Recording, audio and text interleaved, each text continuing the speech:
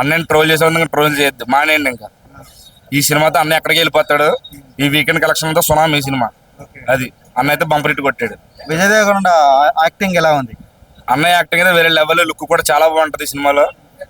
కొత్తగా అన్నయ్య కథ ఎంచుకోవడం కూడా కొత్త కొత్త కాన్సెప్ట్లు ఎంచుకుంటాడు. ఈ సినిమాలో బీభత్సం సృష్టించాడు అన్నయ్య. అంతా చాలా చాలా బాగా పడుతుంది.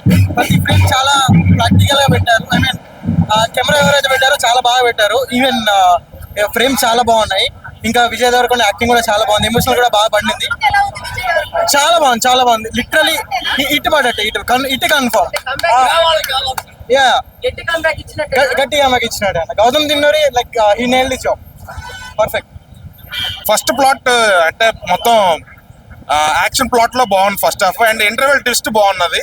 సెకండ్ హాఫ్ లో మాత్రం వచ్చే ప్రతి ఎలివేషన్ షాట్ కానీ, అన్నదమ్ముల సెంటిమెంట్ కానీ, యాక్షన్ డ్రాప్ కానీ, బీజిఎం కానీ పిచ్చి పీక్స్. అది లాస్ట్ 20 minutes కానీ సినిమా మాత్రం ఒక హై లెవెల్లో ఉంటుంది. ఫస్ట్ హాఫ్ అంతా లైక్ పవర్ఫుల్ ప్లాట్స్ కానీ, విజయ్ దేవరకొండ ఎలివేషన్స్ కానీ. సెకండ్ హాఫ్ మాత్రం సినిమాకి ఒక రూట్ లాంటిది అనమాట. రూట్ మొత్తం ఆ సినిమా లాస్ట్ సెకండ్ హాఫ్ మొత్తం సినిమా చాలా హై లెవెల్లో ఉంటుంది. సో ఫైనల్ గా చెప్పేది ఏంటంటే విజయ్ దేవరకొండకి ఇప్పటిదాకా వచ్చిన ఫెయిల్యూర్స్ లో ఇది ఫస్ట్ మంచి కమ్బ్యాక్. సినిమా మాత్రం చాలా బాగుంటుంది. You can watch with the family.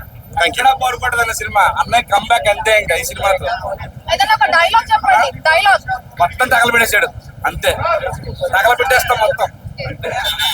కొన్ని సెటప్స్ చేశాడు సెకండ్ హాఫ్ లీడ్స్ గా. చాలా అంటే చాలా బాగుంది. ట్విస్టులు కానీ, ఆ elevation range oriented cinema. Salaar లో ఎంతసేపు ఉంటాడు ప్రభాస్? 5 నిమిషాలు ఉంటాడు, కానీ సినిమా మొత్తం పిచ్చి పిక్స్ ఉంటుంది. అలాంటి సినిమా kingdom Vijay Devarakonda. Thank you.